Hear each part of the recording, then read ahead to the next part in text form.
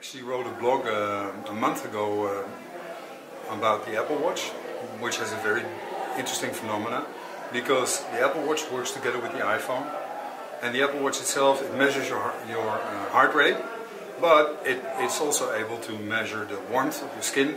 It's able to measure the skin conductivity of electricity through the skin.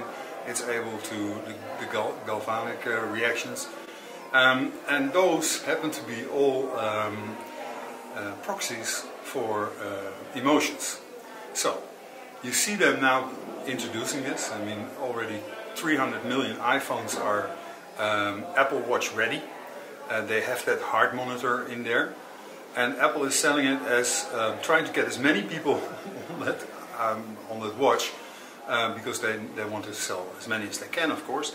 And they're selling it, basically you see them selling it with three different kinds of approaches. One, it's for health.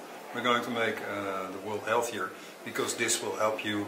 The trigger that we've built in, the vibration technique that we've built in, I don't know if they have a name for that, will actually warn you every hour that you have to stand up, because we found out through research that most people actually, they die too early because they had not enough movement in their life physically.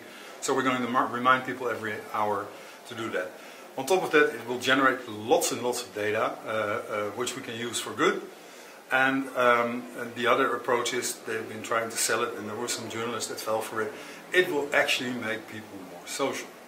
Because nowadays we have the phone, everybody's watching the phone when they're having conversations with each other, which makes people appear very antisocial. In fact, of course it is. So Apple is now coming with the big solution, because they have the Apple Watch. And so you don't have to look at your watch anymore, because you feel that somebody else wants you without breaking eye contact with the person that you're in conversation with. So that will make the world more friendly, more social, basically. So it's on the one hand, they're trying to spin it as health, and the other hand is they try to spin it as more social, because we all need to start wearing that thing. Okay, now when you realize that this thing is measuring, or at least proxies for emotion, and they could even build in pheromone detectors that sniff out what kind of substances we transmit to each other. And when you combine it with the fact that we know that it only works with an iPhone, so what do you think is going to happen?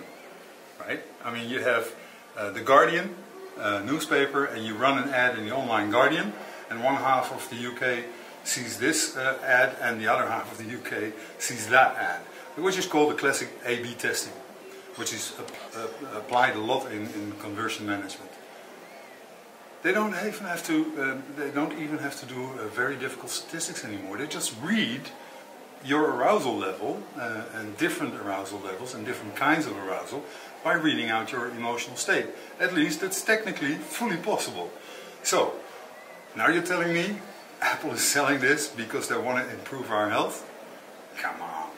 You know, so I've worked in marketing for a big part of my life. I was worldwide responsible in Heineken for a time, and then general management. But 3.5 years ago I decided to go back to the Netherlands, because we've been living outside, and actually to start to study again, because that was a long time dream. No, I'm writing a book called Voodoo Marketing, and it actually deals with all the hidden persuasion techniques that are being used on the internet.